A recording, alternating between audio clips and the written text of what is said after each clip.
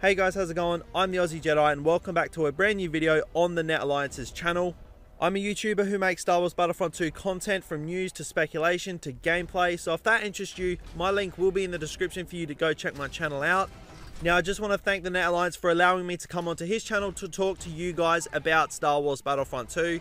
So yeah, be sure to subscribe to Net while you're at it, guys. So guys, getting into it, and Star Wars Battlefront was a game that was visually beautiful, but missed the mark in almost every other aspect, thus turning a lot of people off Battlefront 2 before the game has even come out. So like I said guys, we're going to be going over 10 reasons why you should buy Battlefront 2 and shouldn't be persuaded by what you've seen in the past with Star Wars Battlefront. And getting straight into the list, at number 10 we have Immersion. Now Immersion is something a lot of people look for, especially within the Star Wars universe, to make us feel like we're in Star Wars. No game will put you more into the Star Wars galaxy than Battlefront 2. It'll please your inner fanboy and make you feel like you're sitting in that X-Wing or you're running across the streets of Theed. If immersion in the Star Wars universe is what you seek, then this game is going to be for you. And at the number 9 spot we have the game is spanning across all eras. Now being able to play across all 3 eras in Star Wars is something we missed out in 2015 Star Wars Battlefront.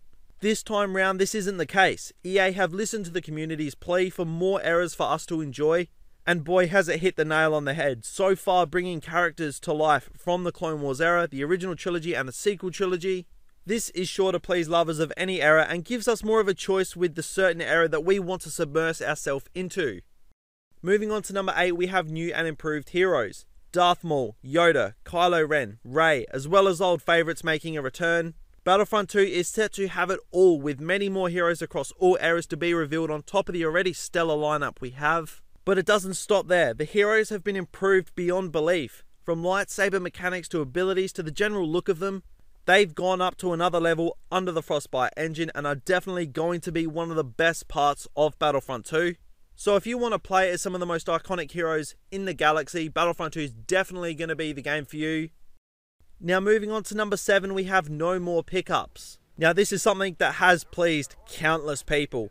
We no longer have any of those stupid hero pickups or vehicle pickups. So this gives us a new way to earn ourselves our heroes and vehicles to use, which is great and gives players more incentive to play the game and not hope to stumble across a hero pickup. This makes people want to play the objective, thus making the gameplay much more enjoyable and intense. It's definitely a massive pro in terms of changes in Battlefront 2. And moving on to number 6, we have greater depth. Now anyone that's played 2015's Battlefront, which I'm assuming a lot of you guys have, knows that the depth was missing big time. The community have made this well known and it seems like our pleas have been answered. We now have a much more deeper and rewarding progression system with abilities, weapons and much more. There's definitely going to be a lot of players who are going to want to put more hours into the game to earn whatever it is that they're after, which is really good to see. Because like I said guys, if you played 2015 Star Wars Battlefront, you'd play it for an hour or two, enjoy the scenery, and then that was it. It was just very hollow gameplay. No longer guys, Battlefront 2 has gone up to a new benchmark. And at number 5, we have the graphics. Now this day and age, people really almost expect outstanding graphics. Battlefront 2 will not disappoint. The gameplay and maps we've seen and been promised has hit the ball out the park. The Frostbite engine, combined with talented game developers, has given us a detailed gaming world of Star Wars, which is something to be greatly admired. The graphics of the galaxy we love the most has jaws dropping with its beauty and its realism. It is incredible. And at the number 4 spot guys, we have space battles. Now space battles have been the talk of the town in the Battlefront community recently. Like many things in 2015's Battlefront, flying and space battles, it missed the mark. In Battlefront 2, an entire separate gaming company called Criterion has been put in charge of space battles. This goes to show how serious space battles are being taken. We can put ourselves right in the action of our favourite moments and locations in Star Wars with space battles, which is something set to please everyone that appreciates trying to blow up the Death Star or even blowing up a Star Destroyer. There's just so much more depth, so much more realism, just so much more to the space battles in Battlefront 2, and they are going to blow people away. And at the number 3 spot, we have better gameplay. Battlefront 2 has upped the game in terms of gameplay, with much more fluent and realistic movements for heroes and infantry alike. It makes for a much more real experience, perhaps something that wasn't really seen in the original Battlefront enough. In terms of gameplay, everything has improved and nothing really seems to have taken a step back, which is really excellent. Gameplay was something that they had to nail, and from what we've seen so far, I think it's fair to say that that nail has been hit on the head well and truly. And at the number 2 spot, guys, we have free post-launch content. Now this is sure to get a lot of people on board with Battlefront 2. The Season Pass in 2015's Battlefront is one of the main things that really hurt the game's lifespan and player base as a whole. EA don't want this to happen again, so they will be giving us free content post-launch of the game's release in the form of DLC seasons, with constant updates and bug fixes to the game in between. And not to mention, we're going to be getting our first taste of post-launch content in December of this year for The Last Jedi. This is going to feature the planet Crate seen in The Last Jedi trailer, as well as Captain Phasma and Finn as playable heroes, which is very exciting. Now at first, this whole free post-launch content thing, it sounded too good to be true. The pleasing thing is, it's actually happening, which is incredible to see in a game this day and age. There will be microtransactions, however, to help support post-launch content, but this won't be affecting the gameplay. Basically, it's just a time saver if you don't have hours and hours to spend earning that epic ability or that hero skin that you're after.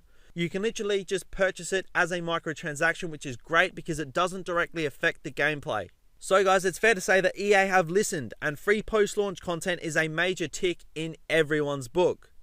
And topping off the video at the number 1 spot, guys, we have the campaign.